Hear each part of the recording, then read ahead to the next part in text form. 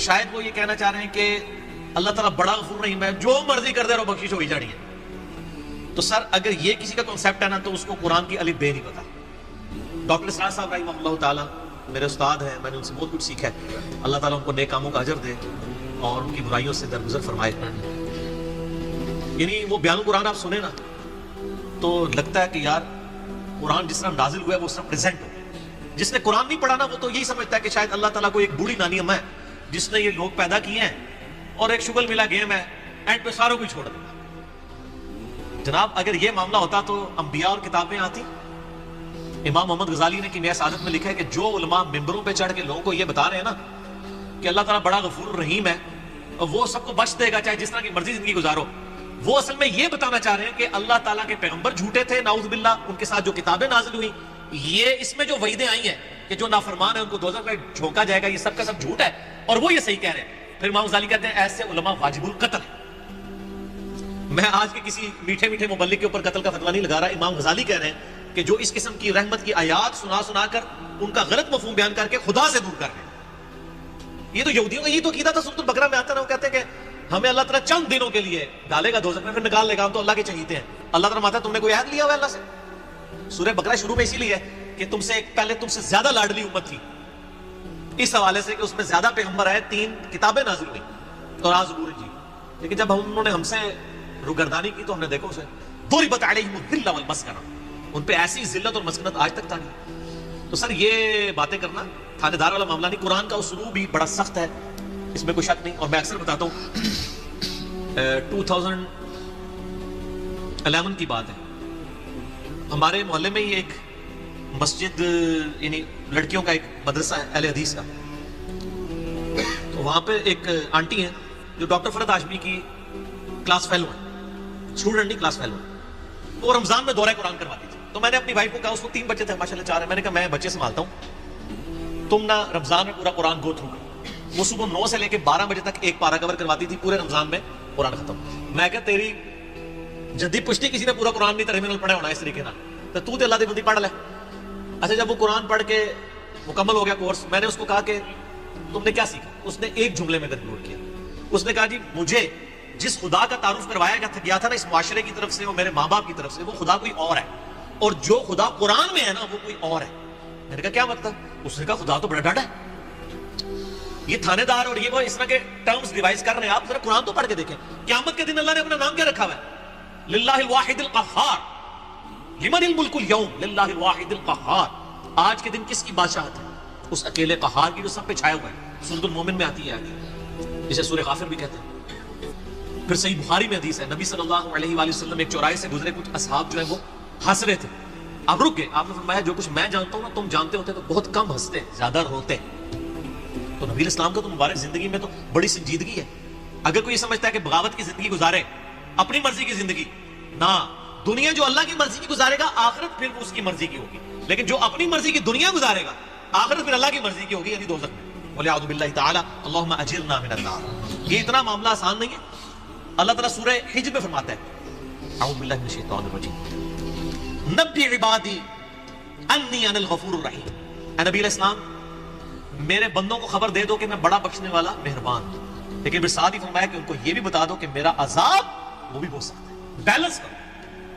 باقی یہ ٹھیک ہے، بخاری مسلم کی حدیث ہے کہ نبی علیہ السلام نے فرمایا کہ اللہ تعالیٰ نے مخلوقات کی پیدائش سے پہلے اپنے پاس عرش پہ عبارت لکھ لی تھی کہ میری رحمت میرے غضب پہ سبقت لے جانے والی ہے. لیکن کس معاملے میں؟ باغیوں کے لیے نہ، ان لوگوں کے لیے جو پوری ایفرٹ پٹ کریں پھر بھی اسے معاملات سیدھے نہ ہو، اللہ کی طرف رجوع ہے. قرآن میں کہیں یہ نہیں ہے کہ ڈٹ کے گناہ کرو باغی بنے رہو میں توبہ قبول کروں. قرآن میں ہمیشہ آیا ہے کہ آپ غلطی کر بیٹھو، اللہ کی طرف رجوع لاؤ، اس کے بعد اپنی اصلاح کرو، اللہ تعالیٰ کو بخشنے والا مہربان ہو.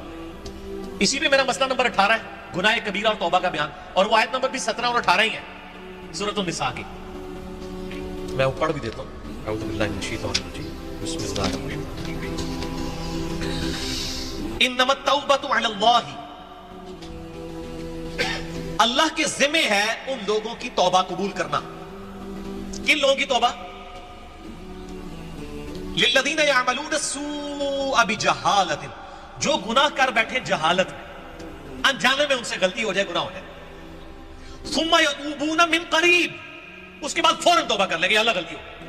وہ فجر کے بعد لیٹ اٹھا کہ اللہ معاف کر دے, کوشش تھی, الارم نہیں سن سکا, میں بھی پڑھتا ہوں مجھے معاف کر دے. اس طرح تو جو پڑھے ہی نا اوکے جی, اللہ تعالیٰ نے کہا میں بڑا غفور رحیم ہوں. پورے قرآن میں میرا چیلنج ہے طارق جمیل صاحب کو بھی, میں ان کی بڑی عزت کرتا ہوں, بلکہ سب سے زیادہ میں نے ان کا دفاع کیا ہے جب ان کے خلاف ناسبیوں نے بھونکنا شروع کیا. میں اسے بڑی محبت کرتا ہوں, میں ایسٹ سمجھتا ہوں امت کے لیے. لیکن میں طارق جمیل صاحب سے پوچھتا ہوں پورے قرآن میں کہاں لکھا ہے کہ باغی رہو تو میں معاف کروں گا؟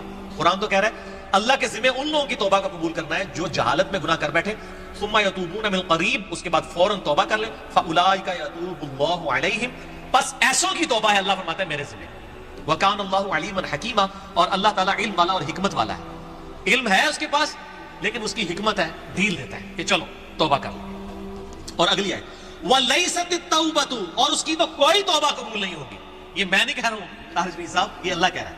لِلَّذِينَ يَعْمَلُونَ السَّيِّئَاتِ, جو کہ گناہ کرتا ہے, حَتَّى إِذَا حَضَرَ أَحَدَهُمُ الْمَوْتُ, یہاں تک کہ جب اس کی موت کا وقت آ جاتا ہے, قَالَ إِنِّي تُبْتُ الْآنَ, وہ کہتا ہے یا اللہ میں اب توبہ کرتا ہوں. وَلَلَّذِينَ يَمُوتُونَ وَهُمْ كُفَّارٌ, اور نہ ہی ان کی توبہ قبول ہوگی جو کفر کی حالت میں مرے. یعنی وہ پہلے مسلمانوں کا ذکر ہو رہا ہے, کافروں کو اللہ نے الگ کر دیا.